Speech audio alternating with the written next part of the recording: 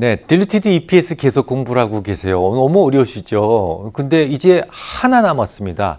스탁 옵션이 희석을 시키는 그 EPS에 대해서 공부를 해볼 건데요.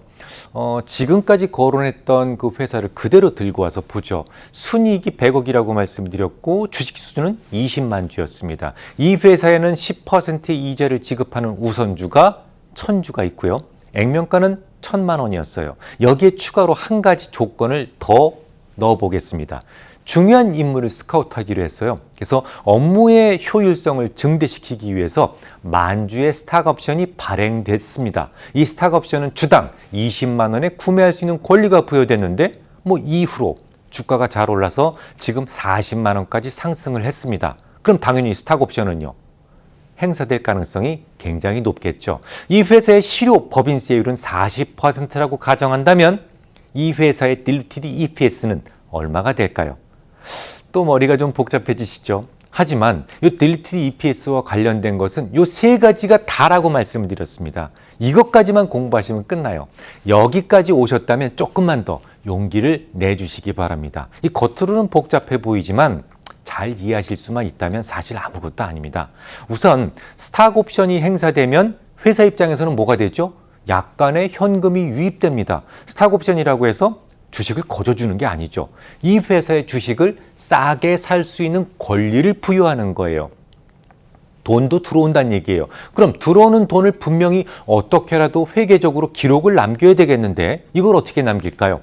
오래전에 FASB 학자들은 고민 끝에 스탁 옵션을 행사하면서 들어온 현금에 대해서는 그냥 자사주를 매수한다고 회계 처리하자라는 결정을 내리게 됩니다. 미국의 FASB 학자들은 이런 고민들을 해결하는 기관이니까 더는 토를 달지 말도록 하죠. 어쨌거나 스택 옵션으로 생성되는 주식수가 만주라고 할지라도 그 만주를 모두 포함하는 것이 아니고 스탁 옵션의 행사가로 받은 만큼 자사주를 구매한다라고 보기 때문에 그 차액만큼만 주식수가 늘어난다. 이렇게 가정을 하면 되는 겁니다. 이렇게 큰 그림을 그려놓고 시작을 하면 좀 쉬워요. 그럼 그 그림에 맞춰서 계산을 해보겠습니다. 먼저 기초 EPS부터 끄집어내야 되겠죠. 기초 EPS 공식 기억하시죠? 순이익에서 우선주에서 지불된 배당금을 빼고 회사의 가중평균 주식수로 나누는 것이 기초 EPS였어요. 어떻게 나오죠? 45,000원이 나왔습니다. 여기까지는 이제 바로 나오셔야 되고 이제 분모를 추정해 보겠습니다. 주식수요. 일단 이 스탁 옵션이 행사된다면 만주가 늘어나죠. 그런데 만주가 늘어나는 건 분명한데 이 회사의 스탁 옵션의 행사가가 주당 20만 원에 살 수 있는 권리라고 했어요. 그럼 이 회사의 순수하게 유입되는 현금은 얼마가 될까? 20만 원 곱하기 만주, 그럼 20억 원이 들어오게 됩니다. 요걸 가지고 자사주를 산다라고 가정한다고 그랬어요. 몇 주 살 수 있을까요? 올해 평균 주가가 40만 원이라고 그랬으니까 5,000주를 살 수 있을 겁니다. 그러면 순수하게 스탁 옵션을 행사해서 희석되어 늘어나는 주식수는 만주가 아니라 여기서 5,000주를 빼고 나머지 5,000주만 늘어난다라고 보는 거예요. 주식만 주는 게 아니라 현금이 회사로 들어오게 된다는 것을 이해하신다면 그다지 이해가 어렵지는 않을 겁니다.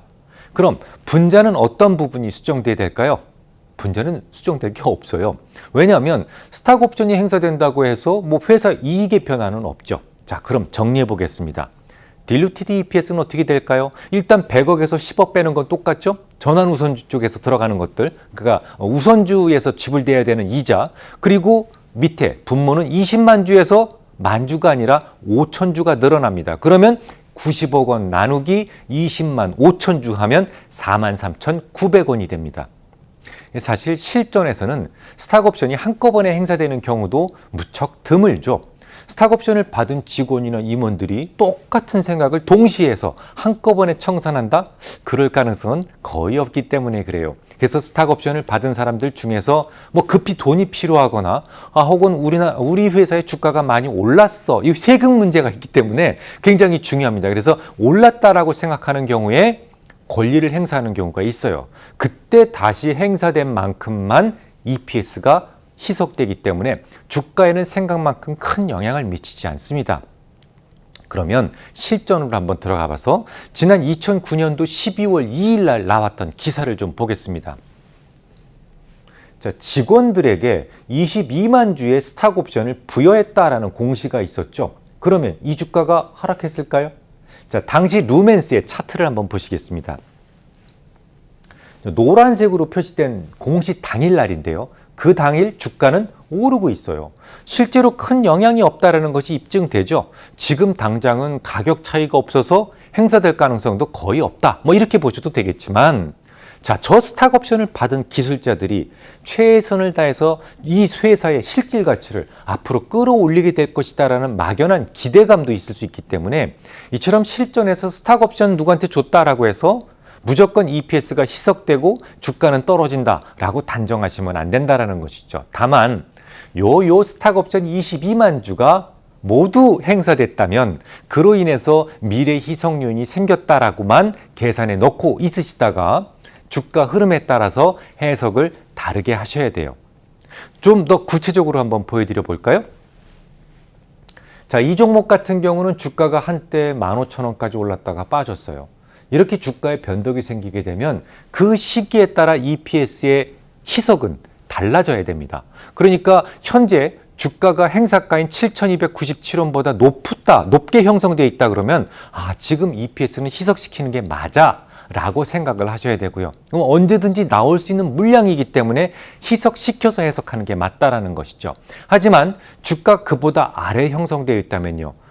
그 아래에서 행사를 할 사람은 없죠. 그러면 희석시킬 요인도 없다라고 보는 겁니다. 그대로 기초 EPS를 EPS로 인정하면 됩니다. 아무리 스탁 옵션이 100만 주, 1000만 주 발행되었다고 하더라도 주어진 시간 안에 그보다 올라야만 행사가 되는 것이기 때문에 행사가가 현재가보다 더 높다면 굳이 높은 가격으로 행사될 가능성은 없기 때문입니다. 다음 주에 뵙겠습니다.